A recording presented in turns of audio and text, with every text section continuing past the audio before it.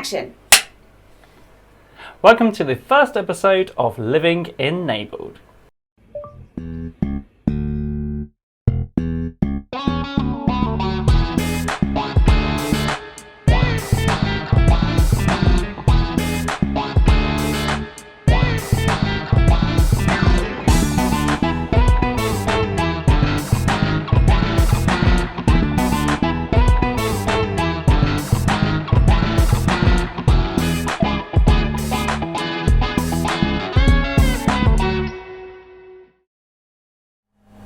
So this week we take a look at what car manufacturers are doing for the coronavirus pandemic. And also Stacey Lake takes a look at the FitBit Inspire HR and the app that comes with it.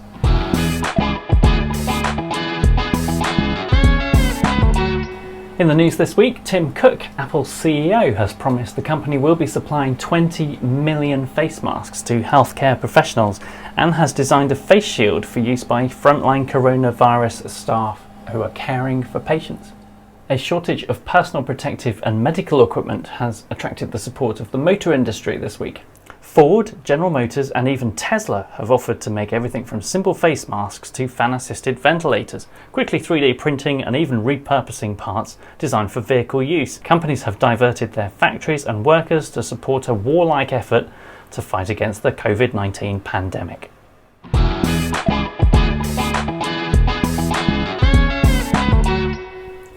So we're encouraged to get out for at least one routine exercise every day, cycling, walking, running even, but not driving to the coast or places of interest. While you're out there walking, you should really be tracking your exercise. So you should also be looking at your weight perhaps, and also your sleep. One way of doing that is with a Fitbit and the app that comes with it. Stacey Lake has been reviewing it for us.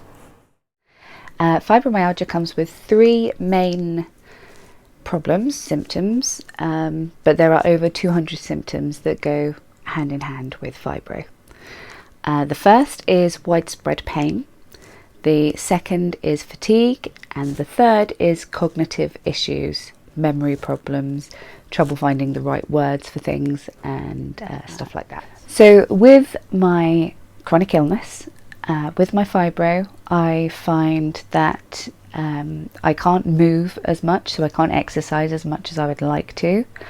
I have digestive problems, one of which is IBS-C, which is irritable bowel syndrome with constipation, so I retain a lot of stuff. The third one is the medications that I am on to help with the symptoms of fibro make it very difficult for me to lose weight anyway.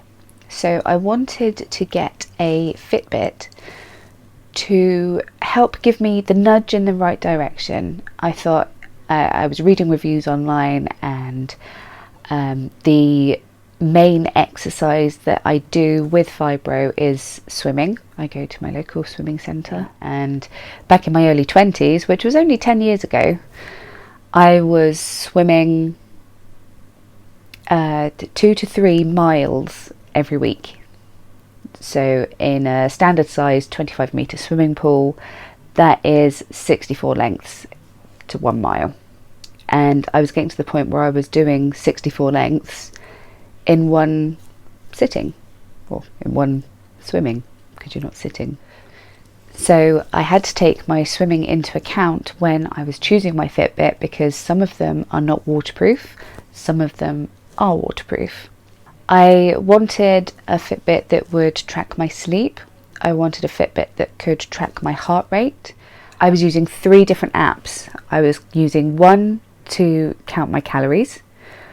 I was using one to record my weight every month, and I was using another one to track my exercise. And I was getting, with the cognitive issues I have, I was getting so confused. I was forgetting to do things. I was inputting data 2, 3 times because I'd forgotten that I'd already done it. And it was just incredibly confusing for me. Really, really confusing. So I wanted all of that put into one nice neat little box, nice neat little app on my phone, so that I could quite easily and quite happily track it all in the one place. Because now when I go on my phone, I open up the Fitbit app, and right in front of me there is my calorie intake, there is the amount of water that I have drank, my heart rate is on there, there is the amount of sleep that I got. Being able to track my sleep was very important to me personally, because then I can take that record to my doctor, show her my phone and say, look, I am getting on average, you know, that week I had on average 7 hours sleep per night. On this week, however, I had on average 3 hours sleep per night. So obviously the insomnia goes up and down, vibro fluctuates, as do all of my symptoms. Now, a Fitbit automatically tracks your steps during the day or night. You know, whenever you are walking, it is tracking your steps. You can, I believe, fine tune it so that it measures more accurately to your stride length, your gait, your pace, everything like that. I haven't adjusted it to my personal pace because it seems to track me fairly well. When I watch the counter going up as I'm walking along, it seems fairly in tune with my walking. When you first receive your Fitbit, it is automatically set at 10,000 steps a day. Now, there is no way on this planet that I was ever going to reach that target. And the thing that I like about the Fitbit app on your phone is that you can change the goalposts to meet your needs. So my mum, who enjoys walking a hell of a lot and goes on rather long walks with her partner, she set hers, I think, she put it to 12,000, then she put it to 16,000, and I think the highest that she's ever done in a day is something like 30 or 40,000, which is just, I don't even do that in a week.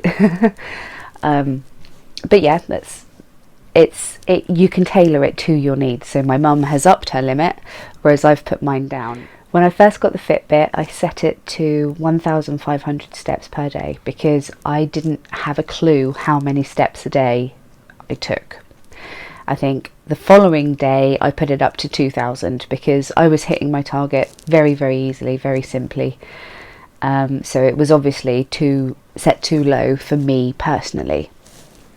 Now I've upped and downed it. I've upped it. I've put it down again.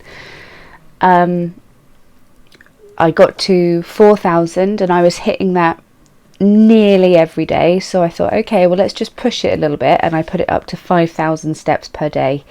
I think I managed to do that twice. So I dropped it back down again, tailoring it to my specific needs. I put it down again to 4,000 steps per day. Now, there is also a little vibrating reminder at 10 to whatever hour it is. It will go zip, zip, and give you a little nudge. And the ideal that it wants you to do is 250 steps per hour. So the idea behind this is you're not just doing one huge long walk and then you're sedentary for the rest of the day. It actually means that you're getting up and mobilizing a little bit often throughout the day. So little and often. You can set the hours that you want to do that to.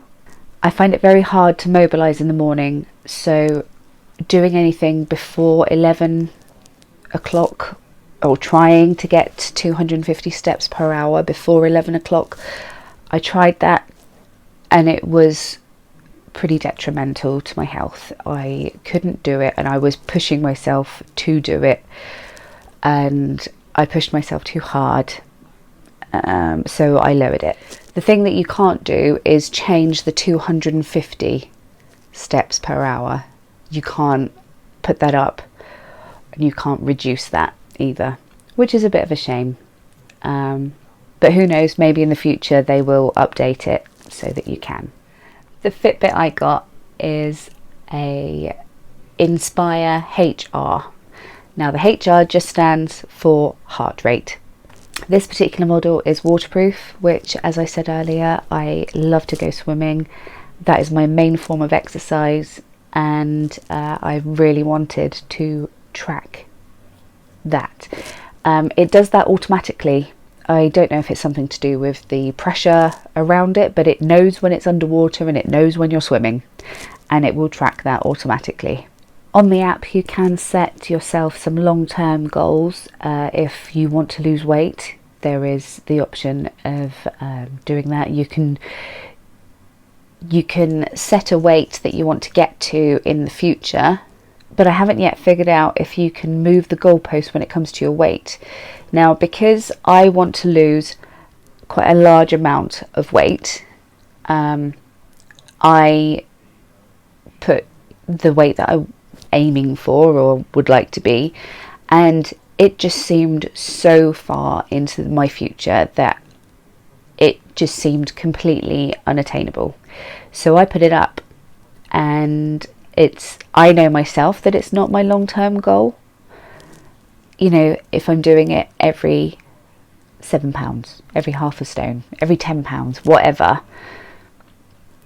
then you can do it in slow stages. But I wish that the weight tracking and the calorie tracking, the food diary aspect of it, I kind of wish that you could set a long-term goal but also set some interim targets at the same time. I think that would be more beneficial, at least to me personally. There is a very large community out there. On the Fitbit app itself, you will find Fitbitters in the UK, in the US, people who hike, people who want to walk, vegetarians groups, vegan groups where they can share recipes and stuff. And I noticed there was a distinct lack of spoony or chronic illness groups out there. At least I couldn't find any. So I created my own group called Spoony Fitbitters. I just posted in, for example, the UK group, "Hi, I'm a spoonie. Are there any other spoonies out there? If so, I'm creating a group. Please comment down below, or please add me as a friend and send me a message, and I'll add you to the group that way." I have had, personally, I've had a reaction to this silicone strap. But as you can see, it's fine all the way around there. It's fine here. But just in this little patch, it's red and it's kind of peeling, and it does get a little bit itchy if I get hot. But on the whole, it doesn't hurt. So, I mean, there are ways around it. You can buy wrist straps that are leather, for example. You can buy, I think, nylon ones, woven fabric ones. So there are options out there. It's very easy to change the straps. They come in a range of pretty colours. I chose purple because purple is my favourite colour.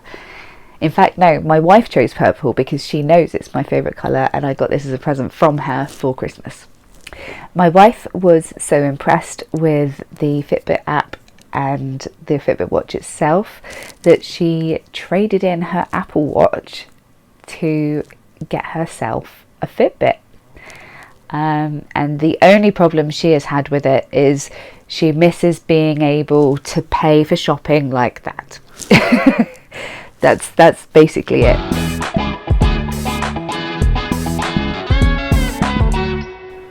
Okay, so it's not been the smoothest production of our first episode, but we got here. Thanks for sticking with us.